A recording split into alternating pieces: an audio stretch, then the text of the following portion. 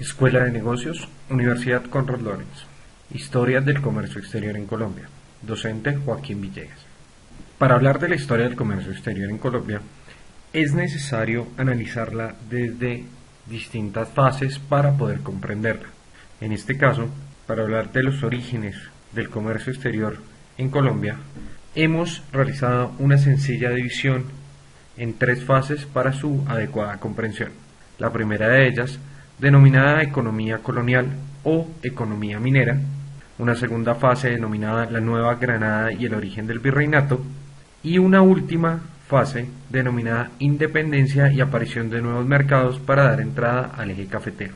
A continuación las veremos de manera detallada cada una de ellas, empezando por la economía colonial. El oro, el primer recurso exportable de la nación. Para la época de la conquista aparece el mestizaje y los indígenas son diezmados por los españoles. Aparecen las concentraciones en grandes capitales como el nuevo Reino de Granada. Se empieza a dar la acumulación de tierras por parte de los caudillos y aparecen las denominadas mitas, que son las minas de oro. Los españoles empiezan a generar dominio sobre los recursos de los indígenas.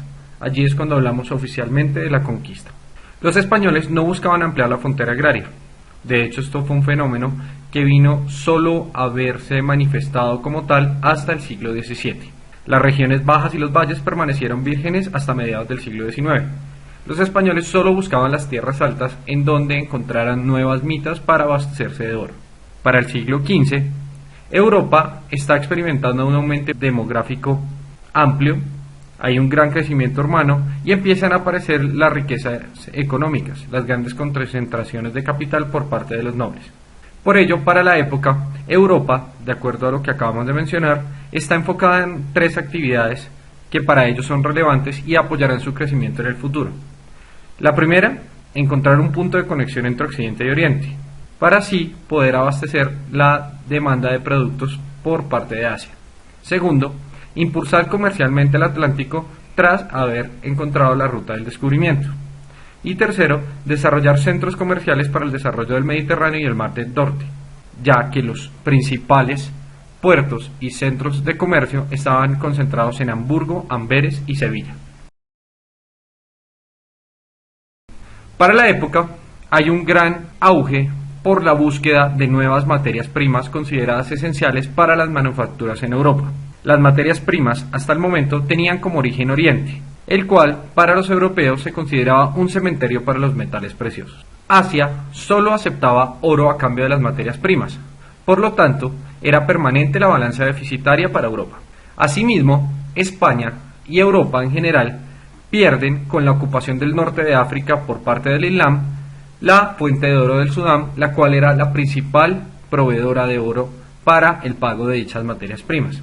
Las materias primas europeas eran casi inexistentes, por lo tanto, las manufacturas europeas se ven pasando penurias porque no tienen medios de pago para mantener el tráfico comercial entre Oriente y Occidente. Asimismo, podemos destacar que para la época, los centros urbanos menos desarrollados eran España y Portugal, quienes habían promovido el desarrollo del programa de conquista y buscaban asimismo adelantar su poderío naval para lograr el control del Mediterráneo. Dentro de los principales productos que buscaban como fuente de materias primas de Asia se encontraban las especies y las telas. Para la época, las potencias de la región, hablando de Europa, eran Holanda e Inglaterra, las cuales, dada su posición estratégica, tenían el mayor poderío naval del momento. Los principales centros de comercio europeos para la época también eran considerados Italia y Holanda.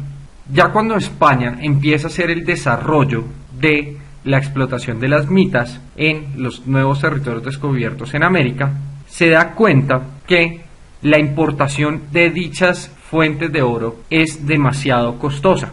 El llevar estos metales hacia España o hacia Portugal se hace supremamente oneroso, de tal manera que cuando buscaban llevar esos recursos, esos metales preciosos de América a Europa, tienen que generar un esquema de protección para los galeones que contenían los metales preciosos. Estos convoys militares que protegían los recursos eran denominados los galeones armados buscaban proteger la ruta denominada Carrera de Indias. Sin embargo, España pierde esta batalla contra las grandes potencias de la época, Inglaterra y Holanda, dado que prima la supremacía naval de Inglaterra para la época, los cuales buscaban atacar estos convoys, tomar el oro o bien hundir las naves que los llevaban hacia España y Portugal. Queda establecida la supremacía naval en 1588 cuando Inglaterra hunde uno de los más grandes embarques de metales preciosos de España. Por ello, va a terminar firmando los denominados acuerdos o tratados de sumisión frente a Inglaterra, que veremos a continuación. La historia nos ha enseñado que Cristóbal Colón es el gran descubridor de América. Sin embargo, en la realidad los anales de la historia nos muestran situaciones muy diferentes a la que todos llevamos en nuestro imaginario.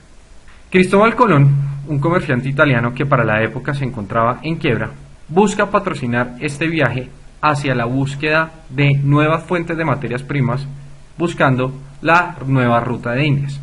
Para salir de la quiebra, Cristóbal Colón se acerca a la corona y le ofrece realizar este viaje a cambio de obtener un título nobiliario, recuperar su riqueza o su bienestar monetario y asimismo que la corona lo nombrara gobernador de los territorios descubiertos. Cristóbal Colón, después de llegar a América, nos somete, entre comillas, a partir de su descubrimiento, a 300 años de dominio y explotación. Los centros capitales para la época, en este caso el Nueva Granada, se convierten en centros de acopio de dichos recursos mineros.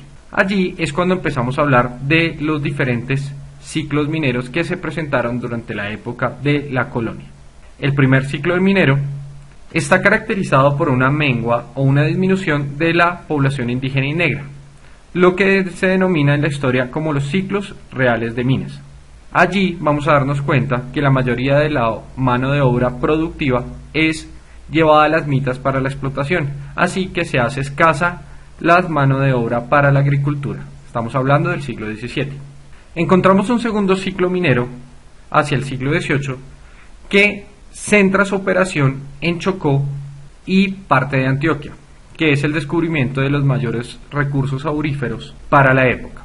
Estamos hablando entre 1590 y 1600. De tal manera que empiezan a aparecer, como mencionábamos en la diapositiva anterior, después de haber sido vencidos en el mar en 1588 las flotas españolas, se firman ciertos acuerdos o convenios entre Inglaterra, quien es el ganador de la batalla, y España, en el cual le permitían atracar en los puertos controlados por España para la comercialización de esclavos. Es allí como aparecen cuadrillas de esclavos africanos y jamaiquinos en las minas, los cuales entran por el puerto de Cartagena. Estos esclavos son llevados, como hablábamos en el segundo ciclo minero, hacia los centros de concentración de explotación minera para la época, que estaban ubicados en Chocó y parte de Antioquia. Por ello se explica las concentraciones en Antioquia y parte del Valle de Cauca de esta población. Por último, encontraremos que después de una excesiva explotación caracterizada por más de 300 años de extracción aurífera, se va a dar una disminución en la posibilidad real de encontrar el material como tal, de tal manera que empieza a presentarse un exceso de mano de obra. Era muy costoso para la época recoger los esclavos y llevarlos desde Antioquia hacia los puertos para ser exportados a Jamaica u otras colonias de control inglés o español. Por lo tanto, muchos de los esclavos son dejados libres y estos van a terminar desplazándose hacia las grandes extensiones de tierra o latifundios de los caudillos en el Valle del Cauca. Estos esclavos liberados, derivados del exceso de mano de obra en las mitas, se dirigen a las haciendas y altiplanicies. Muchos huyen a los puertos para tratar de llegar a sus lugares de origen. De nuevo, hablando del convenio que firmó España con Inglaterra por la derrota naval que tuvieron en 1588, aparecen ciertos privilegios para la trata de esclavos por parte de las potencias europeas. Allí es cuando aparece por primera vez en Colombia el denominado contrabando, a través de los denominados navíos de permisión. Estos navíos de permisión eran las naves inglesas que habían sido autorizadas para atracar en los puertos de control español, en este caso Cartagena, los cuales empiezan a introducir, a manera de contrabando, harina de sus colonias en el exterior y asimismo a sacar oro en polvo en dichas naves.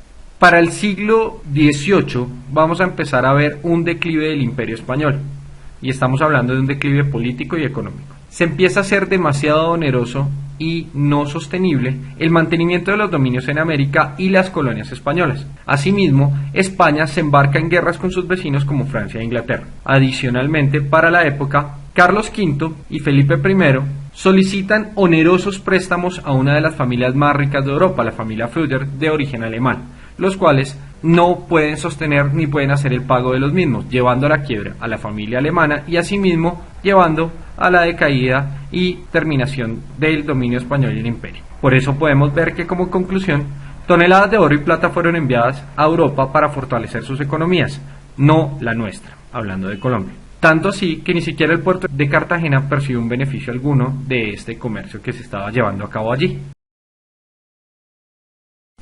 Superada la colonia y derivado del proceso de mestizaje, empiezan a aparecer los denominados criollos, quienes quieren recuperar la nación. Estos empiezan a ver que la nación se encuentra en quiebra debido a la debilidad del Imperio Español para sostener el aparato político y económico de las colonias establecidas. Las propuestas para superar estos problemas comerciales derivados de la época de la colonia se pueden resumir en dos modelos que aparecen hacia 1810. Un primer modelo que busca reconstruir los fundamentos coloniales y de la economía nacional de manera proteccionista. Podemos considerarlo como los conservadores. Asimismo, aparece la economía radical liberal, que busca dar paso a ese modelo colonia hacia la modernidad, que aparezca de libre en cambio. Así que en 1830 la principal preocupación del Estado es la reactivación de la economía y buscar las condiciones necesarias para superar los problemas de la economía. Por eso se dan las siguientes propuestas, las cuales vienen a ser el marco y el hilo conductor de la superación de todos los problemas de la colonia, entre comillas. La primera, se busca consolidar la paz y la unión como condiciones mínimas para el progreso económico de la nación. Segundo, debe dejarse atrás la explotación aurífera y la búsqueda de las tierras altas y de las mitas para fomentar la agricultura y hacer crecer el agro. Tercero, impulsar el cultivo de tabaco, quina y añil como productos básicos de exportación, suprimir el estanco y permitir el libre cultivo. Asimismo, se encuentra estimular la agricultura derivada de la colonia, de los productos que trajeron al Nuevo Mundo los españoles, cacao, trigo y algodón. Asimismo, se propone recuperar los mercados locales y las tiendas existentes para la época para los comerciantes nacionales y así aumentar los medios de pago en circulación, ya que para la época eran casi inexistentes. Asimismo, en búsqueda del libre comercio, se debería impulsar las mejoras en las vías de comunicación para comunicarse con los puertos.